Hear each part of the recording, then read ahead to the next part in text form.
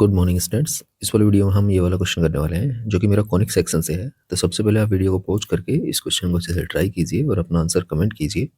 आओ तो मैं स्टार्ट करते हैं। तो क्वेश्चन में हमसे बोला है ए कोड A B which is bisected at 1,1 is drawn to the hyperbola 7x² plus 8xy minus y² minus 4 equals to 0 with the center C which intersects its asymptotes in E and F.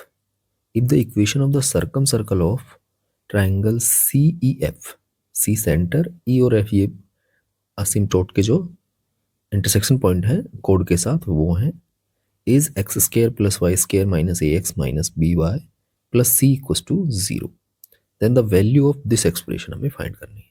It means A B C की value find करनी है और ए B सी के लिए हमें ये circle का equation पता होना चाहिए और उसके लिए मुझे ये पॉइंट्स निकालने पड़ेंगे सी ई एंड एफ। सी तो इसका सेंटर है और ई और एफ मेरे असिम्प्टोट के इंटरसेक्शन पॉइंट है कॉर्ड के साथ। तो सबसे पहले हम इक्वेशन ऑफ कॉर्ड निकालते हैं।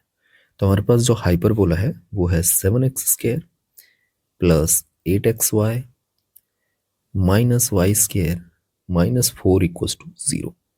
ठीक है, इस पर इक्वेशन ऑफ कॉर्ड निकालना है जो कि बाइसेक्ट हो रहा है। इट मीन्स उसका मिड पॉइंट गिवन है 1,1 और जब भी हमें मिड पॉइंट गिवन हो तो इक्वेशन ऑफ कॉर्ड हो जाता है मेरा t इक्वल्स टू s1। ठीक है, और t क्या होती है? टेंजेंट का इक्वेशन। अब टेंजेंट का इक्वेशन लिखने के लिए डायरेक्टली हम x² को रिप्लेस करते हैं x इंटू x1 से, y² को रिप्लेस करते हैं y इंटू y1 से एंड xy को रिप्लेस करते हैं xy1 प्लस x1y अपॉन 2 से।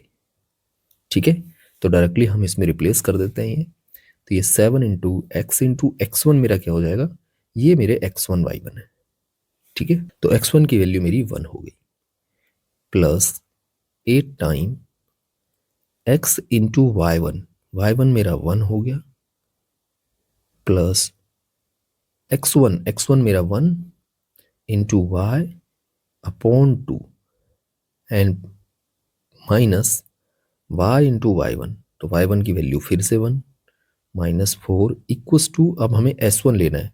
s1 मीन्स ये वाले जो दोनों पॉइंट है x1 y1 इस हाइपरबोला के इक्वेशन में रख देना है। तो ये बनेगा 7 into 1² plus 8 into 1 minus 1² and minus 4। ये 4 से मेरा 4 चला जाएगा एंड ये सोल्व होके बचेगा मेरा 7x प्लस ये 2 से कैंसिल 4 टाइम ये 4x भी आएगा तो ये 11x हो जाएगा एंड प्लस यहाँ से आएगा मेरा 4y and minus y 3y and यहाँ से 7 प्लस 8 15 माइनस 1 14। तो ये हमारे कोड का इक्वेशन आ गया। ठीक है, इसके इंटरसेक्शन पॉइंट लेने हमें असिम्प्टोट के साथ इस हाइपरबोला की, पर उससे पहले मैं ये सेंटर फाइंड कर लेता हूँ क्योंकि हमें सी की भी ज़रूरत है। ठीक है, तो सेंटर फाइंड करने के लिए हमें इस हाइपरबोला की जो इक्वेशन है हमारे पास इसको पार्शियली डिफरेंशिएट करना पड़ेगा with respect to X and Y. तो इसे मैं एच के इक्वल ले लेता हूँ। तो यहाँ से del H upon del X कर लेते हैं।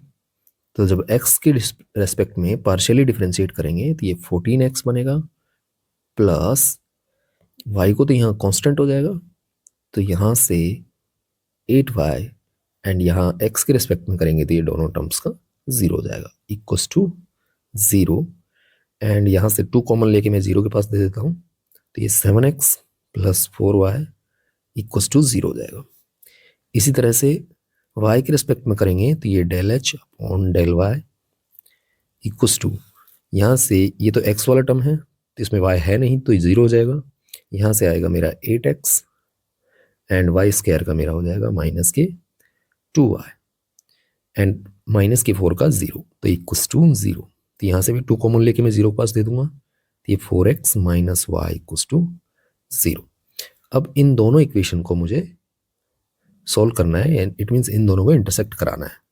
ठीक है, तो यहाँ से मुझे x इक्वल्स टू मिलेगा 0 एंड y इक्वल्स टू भी 0। ठीक है, तो ये जो पॉइंट आ रहा है 0,0, ये इस हाइपरबोला का सेंटर हो जाएगा। तो सेंटर यहाँ से आ गया है 0,0। ठीक है, तो ये हमारे सी पॉइंट के कोऑर्डिनेट्स हो गए। ठीक है, आगे हमें असिम्प्टोट्स की इक्वेशन भी चाहिए होंगे, क्योंकि असिम्प्टोट्स को हमें इंटरसेक्ट कराना है किसके साथ, कोड के साथ, इस वाले कोड के साथ। तो असिम्प्टोट के लिए हमें ये मालूम है कि इस हाइपरबोला का जो सेंटर है वो मेरा 0,0 है। तो असिम्प्टोट का इक्वेशन फाइंड करने के लिए हमें इस कांस्टेंट टर्म को रिमूव करना पड़ेगा। ठीक है, क्योंकि असिम्प्टोट्स में मेरे 0,0 से पास करेंगे। तो यहाँ से ये मुझे मिलेगा 7x² plus 8xy minus Y square equals to 0। तो यहाँ से मैं माइनस कॉमन लेके 0 के पास दे देता हूँ, तो बनेगा y² and minus 8xy minus 7x² equals to 0। आगे अगर सोल्व किया जाए तो यहाँ पर अगर मैं, क्योंकि ये 0,0 से पास करेंगे दोनों असिम्प्टोट्स, तो उनको मैं लेट कर सकता हूँ y इक्वल्स टू mx के इक्वल। ठीक है, यहाँ पर m की दो वैल्यू होंगी, m1 और m2। ठीक है, अगर मैं y इक्वल्स टू mx इसमें डालूँ तो ये बनेगा मेरा m² x² minus 8mx² and minus 7x² equals to 0। यहाँ से x² को मैं कॉमन लेके 0 के पास भेज देता हूँ, क्योंकि x ऑलवेज 0 नहीं है। ठीक है, तो यहाँ से मुझे बनेगा m² minus 8m minus 7 equals to 0। तो यहाँ से हम कह सकते हैं कि m1 प्लस m2 की जो वैल्यू है वो मेरी 8 आएगी, और m1 इंटू m2 की वैल्यू मेरी माइनस के 7 आएगी।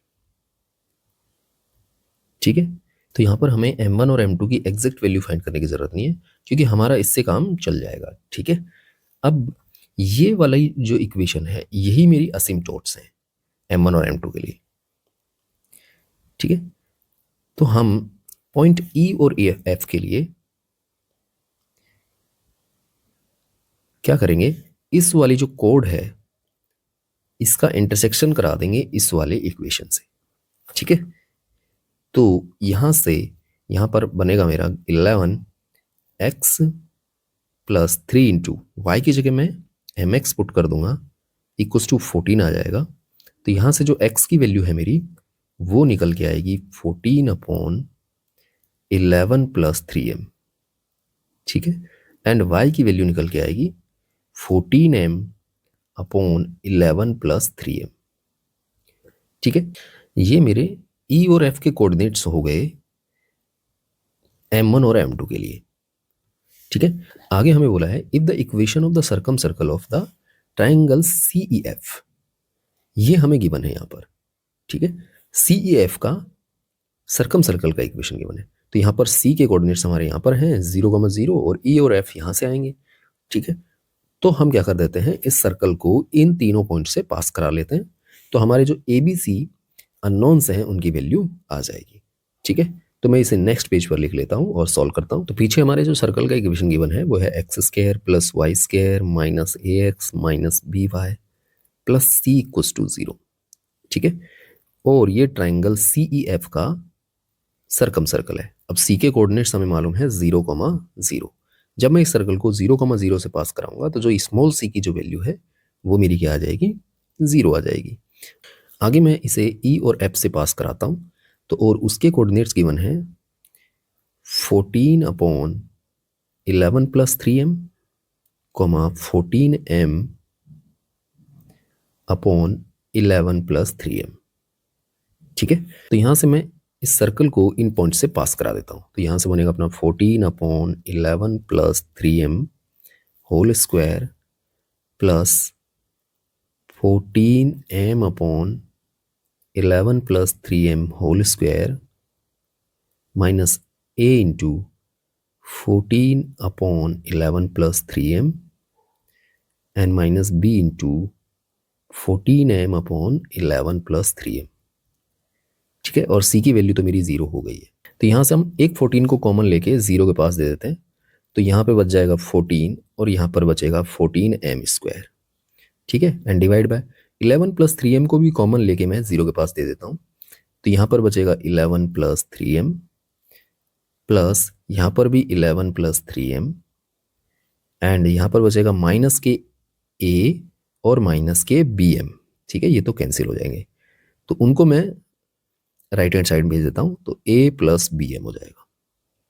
ठीक है, नीचे से एलसीएम लेके और इधर मल्टीप्लाई कर देते हैं, तो ये बनेगा 14 + 14m² इक्वल्स टू बनेगा अपना a + bm इंटू 11 + 3m।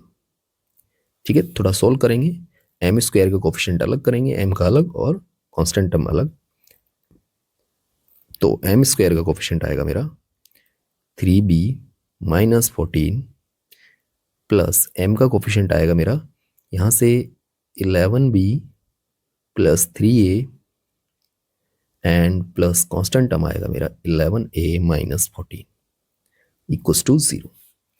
तो ये फिर से एक क्वाड्रेटिक इक्वेशन बना m के लिए। तो यहाँ पर भी m की 2 वैल्यू होंगी, जो कि हमारी ऊपर वाली वैल्यूज हैं वही सेम आएंगी।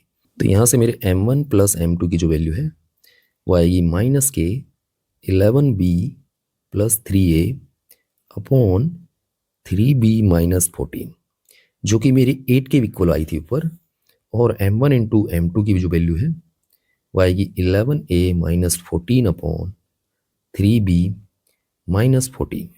ठीक है, और ये वैल्यू आई थी मेरी -7। इसको जब सोल्व करेंगे तो ये माइनस में इधर दे रहा हूँ और फिर नीचे से मल्टीप्लाई कर रहा हूँ, तो ये a तो रहेगा 3a एंड b हमारा 11b तो यहाँ से आएगा और माइनस के 24b आएगा, तो प्लस के 35b हो जाएगा एंड ये प्लस के हो जाएगा 112। इस तरह से यहाँ से जब मल्टीप्लाई करेंगे तो ये 11a तो इधर ही रहेगा एंड ये बनेगा 21b नेगेटिव, तो इधर आके प्लस के 21b एंड इक्वल्स टू ये बनेगा प्लस के 98 और ये 14 उधर जाके 112। ठीक है, तो ये हमारी 2 इक्वेशन आ गई a और b के अंदर। इनकी हेल्प से मुझे a और b की वैल्यू फाइंड करनी पड़ेगी। तो मैं क्या कर रहा हूँ, यहाँ इक्वेशन 2 में से इक्वेशन 1 को माइनस कर रहा हूँ। तो यहाँ से मुझे मिलेगा 8a - 14b इक्वल्स टू 0। तो यहाँ से जो a की वैल्यू है वो मेरी आ जाएगी 7b/4। ठीक है, इसको मैं पुट कर देता हूँ इक्वेशन नंबर 2 के अंदर। तो यहाँ से मुझे मिलेगा 11 × 7b/4 plus 21b equals to 112। यहाँ से b की वैल्यू आ जाएगी मेरी 112 × 4/77 प्लस 84। 7 से कैंसिल कर लेंगे इसको, 11 टाइम, 12 टाइम और ये 7 से 16 टाइम, तो ये बनेगा 64/11 + 12 23। ठीक है, ये हमारे b की वैल्यू आ गई। आगे हमें a की वैल्यू चाहिए, तो वो बनेगा मेरी 7/4 × 64/23। तो यहाँ से ये 16 टाइम कैंसिल, तो ये बचेगा अपना 112/23।